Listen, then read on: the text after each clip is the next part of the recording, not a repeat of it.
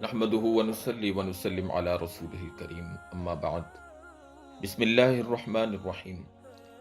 اسلامی مہینوں کے فضائل و احکام کے سلسلے میں آج ہم آپ حضرات کے سامنے شعبان المعظم کے مہینے کی فضیلت اور قرآن و سنت میں اس کی اہمیت کو لے کر حاضر ہوئے ہیں۔ شعبان المعظم کا مہینہ اسلامی کیلنڈر کا 8واں مہینہ ہے۔ شعبان عربی زبان کا لفظ ہے، اس میں شین پر زبر اور عین پر جزم ہے۔ اس کا معنی ہے پھیلانا اور شاخ در شاخ ہونا۔ علماء نے اس کی وجہ تسمیہ کے متعلق متعدد وجوہات بیان کی ہیں، جن میں سے ایک وجہ یہ ہے کہ اس مہینہ میں اللہ تعالیٰ کی طرف سے نفلی روزے رکھنے اور نیک عمل والے کو شاخ در شاخ برابر بڑھتی رہنے والی نیکی اور خیر و خوبی کا موقع میسر آتا ہے۔ شعبان کے مہینے کے ساتھ معظم کا لفظ بھی لگایا جاتا ہے۔ معظم کے معنی عظمت والی چیز کے ہیں، اور یہ مہینہ شریعت کی نظر میں عظمت والا مہینہ ہے، اس لیے اس مہینہ کو شعبان المعظم کہا جاتا ہے۔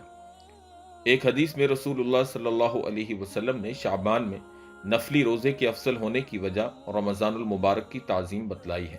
یعنی رمضان کی تعظیم کی وجہ سے شعبان کے مہینے میں روزے رکھنا زیادہ فضیلت کا باعث ہے۔ اسی طرح نبی پاک صلی اللہ علیہ وسلم سے شعبان کے چاند کو دیکھنے کی بھی بہت زیادہ فضیلت ہے، کیونکہ اس پر جو ہے وہ رمضان المبارک کے مہینے کا مدار ہے، اس لیے نبی علیہ الصلوۃ والسلام اس کے چاند کو دیکھنے کی بہت زیادہ کوشش فرمایا کرتے تھے۔ حضرت انس بن مالک رضی اللہ تعالیٰ عنہ کی ایک روایت ہے، اذا دخل رجب قال اللہم بارک لنا فی رجب وشعبان وبارک لنا فی رمضان۔ یہ مسند امام احمد کی روایت ہے، جس کا ترجمہ یہ ہے کہ نبی پاک صلی اللہ علیہ وسلم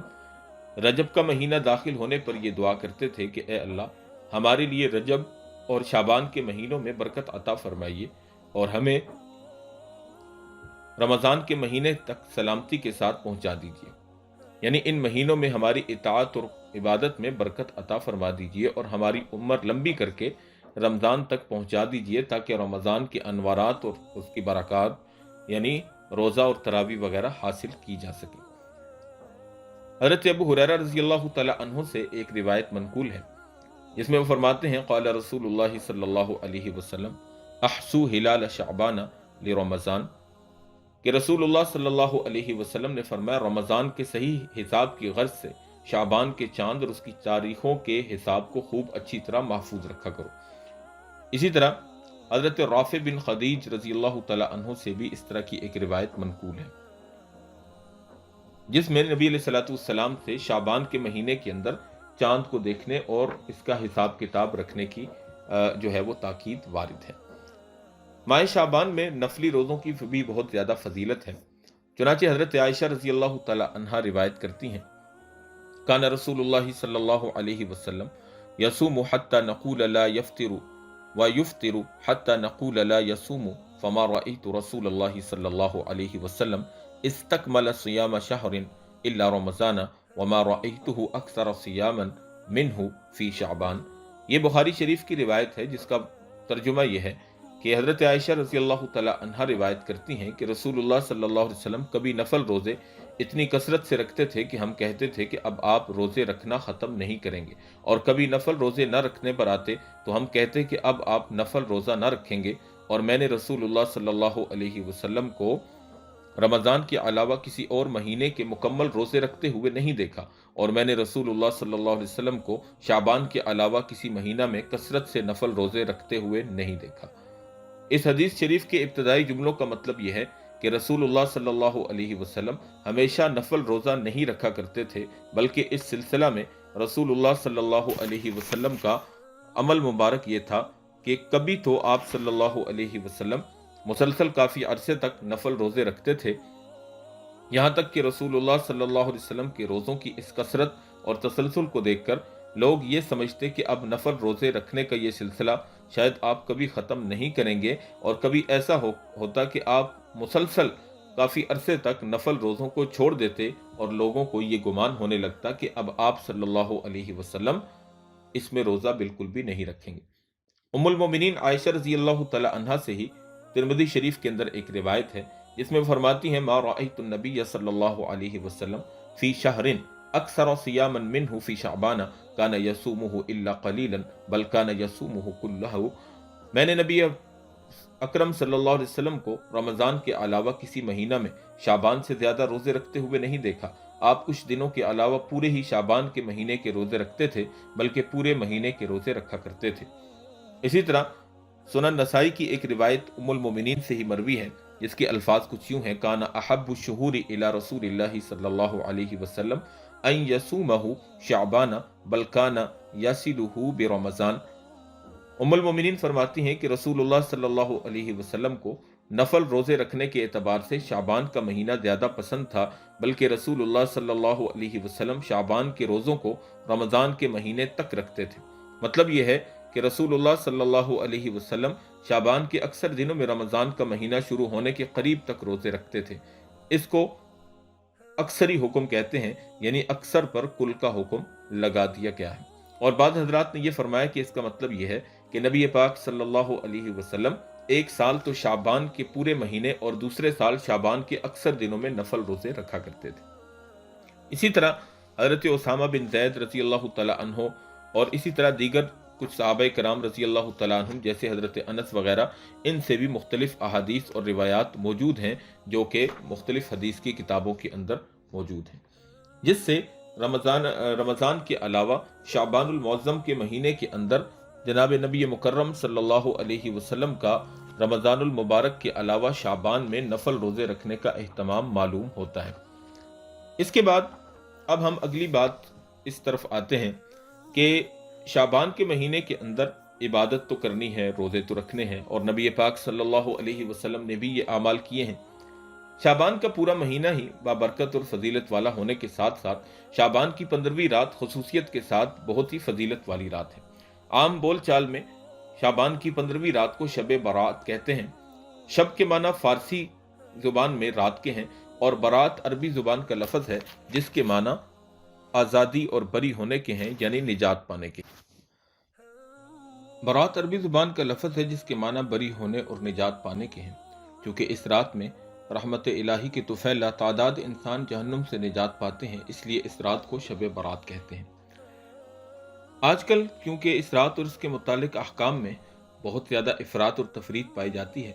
एक गिरोह तो ऐसा है जो इस रात की सिरे से फजीलत का ही कायल नहीं। इसी तरह दूसरा गिरोह वो है जिसने शब बारात को ही सब कुछ समझा हुआ है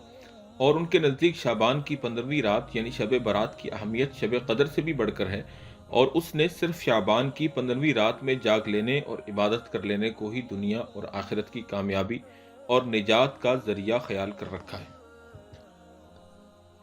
और तीसरा गिरोह वो है जिसने इस रात की फजीलत के नाम पर बेशुमार बिदातें और रस्में ईजाद कर ली हैं और इन रस्मों को अंजाम देने का नाम ही शब बारात रख लिया गया है। शब बारात की रस्मों और रिवाजों पर हम इस दर्स के दूसरे हिस्से के अंदर तफसीलन रोशनी डालेंगे और इस बारे में सही और मुतदिल नुक्ता नज़र यह है कि शाबान की 15वीं रात की फजीलत की हदीस और रिवायात को मजमूई तौर पर कबूल और इसमें इबादत के मुस्तहब होने को वजूद को तस्लीम किया जाए, लेकिन इस रात की इबादत को सिर्फ मुस्तहब दर्जे का अमल समझा जाए, इसको फ़राइज़ और वाजिबात के बराबर अहमियत न दी जाए। और शाबान की 15वीं रात के मुतालिक जो चीज़ें शरीयत से साबित हैं उनको अपने अपने मकाम पर रखकर अंजाम दिया जाए और इफरात और तफरीत से बचा जाए। अब हम बतौर नमूना के कुछ अहादीस आपके सामने बयान करेंगे जिनसे शब बारात की 15वीं रात की फजीलत आपके सामने वाज़ेह होगी। चुनांचे पहली रिवायत सुनन तिरमिज़ी के अंदर हजरत आयशा रज़ी अल्लाह तआला अन्हा से मरवी है, जिसमें वो रसूलुल्लाह सल्लल्लाहु अलैहि वसल्लम से एक लंबी हदीस रिवायत करती हैं, जिसका एक जुमला कुछ यूं है, इन्नल्लाह अज़्ज़ वजल यंज़िलु लैलतन निस्फ़ि मिन शअबान इला समाई दुनिया फयग़फ़िरुल अक्सर मिन अददी शअरि गनम कल्बिन। जिसका तर्जुमा यह है कि हज़रत आयशा रज़ी अल्लाह तआला अन्हा फरमाती हैं कि अल्लाह जल्ल शानहू 15वें शाबान की रात में आसमान दुनिया की तरफ नुज़ूल फरमाते हैं, फिर कबीला बनु कल्ब की बकरियों के बालों की तादाद से भी ज्यादा लोगों की बख्शिश की जाती है। इसी तरह शुअबुल ईमान लिल बहकी के अंदर भी हजरत आयशा रज़ी अल्लाह तआला अन्हा से एक रिवायत मरवी है اور حضرت عائشہ رضی اللہ تعالیٰ عنہ سے ہی شعب الایمان کے اندر ایک اور روایت بھی مروی ہے۔ اختصار کے پیش نظر ہم آپ کے سامنے ان کو بیان نہیں کرتے۔ اس کے بعد رسول اللہ صلی اللہ علیہ وسلم سے اور صحابہ کرام رضی اللہ تعالیٰ عنہ جیسے حضرت ابوبکر صدیق رضی اللہ تعالیٰ عنہ ان سے بھی احادیث مروی ہیں۔ چنانچہ الابانۃ الکبریٰ کے اندر ایک روایت حضرت ابوبکر صدیق رضی اللہ تعالیٰ عنہ سے مروی ہے، جس کے الفاظ کچھ یوں ہیں: ان النبی صلی اللہ علیہ وسلم قال ان اللہ عز وجل ينزل الى السماء الدنيا في ليلة النصف من شعبان فيغفر فيها لكل بشر ما خلا كافرا او رجلا في قلبه شحناء وفي رواية اخرى الا رجلا مشركا او في قلبه شحناء، جس کا ترجمہ یہ ہے کہ نبی کریم صلی اللہ علیہ وسلم نے ارشاد فرمایا کہ اللہ عز و جل شعبان کے مہینے کی نصف رات میں آسمان دنیا پر اپنی شان کے مطابق نزول فرماتے ہیں، پھر اس رات میں ہر انسان کی مغفرت کا فیصلہ فرماتے ہیں سوائے کافر یا اس آدمی کے جس کے دل میں بغض ہو، اور دوسری روایت میں ہے کہ سوائے مشرک کے یا جس کے دل میں بغض ہو۔ اسی طرح حضرت ابوبکر صدیق رضی اللہ تعالیٰ عنہ کی ایک روایت کے آخر میں یہ الفاظ بھی ہیں: فَيَغْفِرُ لِكُلِّ مُؤْمِنٍ إِلَّا الْعَاقَّ وَالْمُشَاحِنَ۔ یہ شعب الایمان للبیہقی کی روایت ہے، جس کا مطلب یہ ہے کہ پھر ہر مومن کی مغفرت فرما دی جاتی ہے سوائے والدین کے نافرمان کے اور کینہ ور کے، کینہ ور یعنی دل میں دشمنی رکھنے والے کے۔ اسی طرح حضرت عبداللہ بن عمر بن عاص رضی اللہ تعالی عنہ سے مسند احمد بن حنبل کے اندر ایک روایت ہے، جس کے الفاظ کچھ یوں ہیں: ان رسول اللہ صلی اللہ علیہ وسلم قال يطلع الله عز وجل الى خلقه ليلة النصف من شعبان فيغفر لعباده الا لاثنين مشاحن وقاتل نفس۔ حضرت عبداللہ بن عمر فرماتے ہیں کہ رسول اللہ صلی اللہ علیہ وسلم نے فرمایا اللہ جل شانہ شعبان کی 15ویں رات میں اپنی مخلوق کی طرف خصوصی نظر رحمت کے ساتھ متوجہ ہوتے ہیں اور اپنے بندوں کی مغفرت فرما دیتے ہیں سوائے دو شخصوں کے، ایک تو کینہ ور اور دوسرے کسی کو ناحق قتل کرنے والا۔ ایک اور روایت حضرت معاذ بن جبل رضی اللہ تعالی عنہ سے مروی ہے، جس کے الفاظ کچھ یوں ہیں: یطلع اللہ الی خلقہ فی لیلۃ النصف من شعبان فیغفر لجمیع خلقہ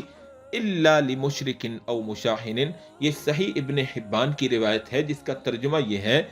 کہ رسول اللہ صلی اللہ علیہ وسلم نے فرمایا کہ 15ویں شعبان کی رات میں اللہ پاک اپنی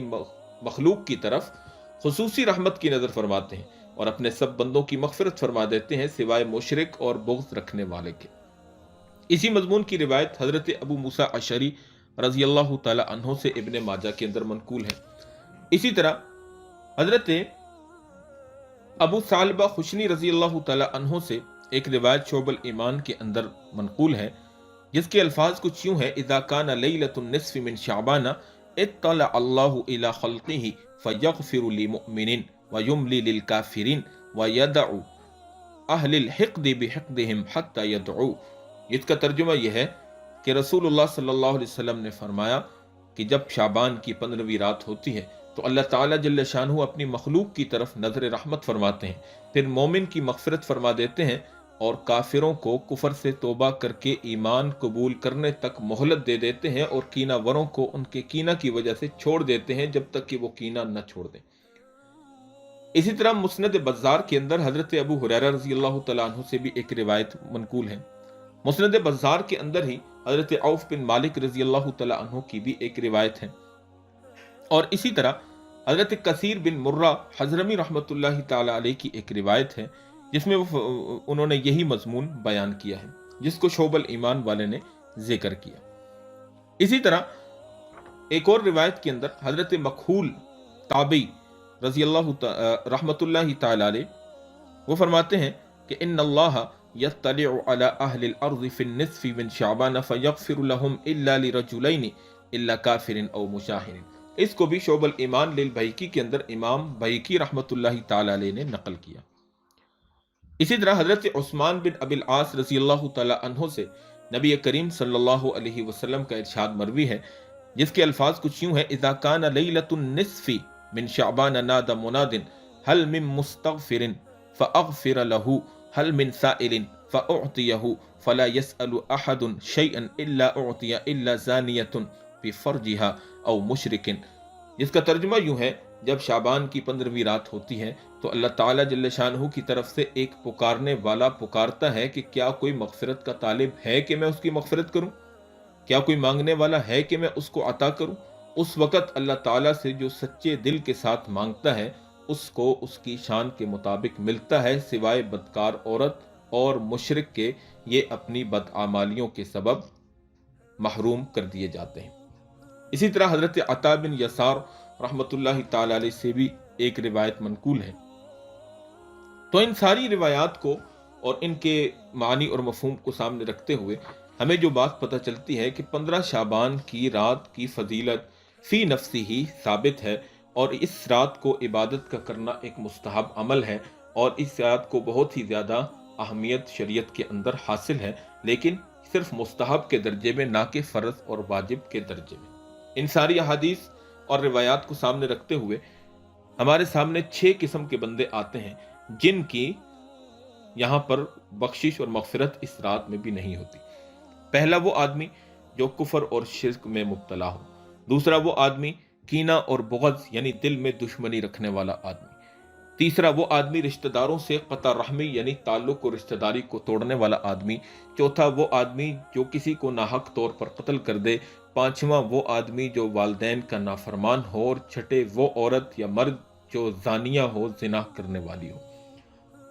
ان لوگوں کی مغفرت اور بخشش نہیں ہوگی، اس کے علاوہ باقی سب لوگوں کی بخشش اور مغفرت ہو جائے گی۔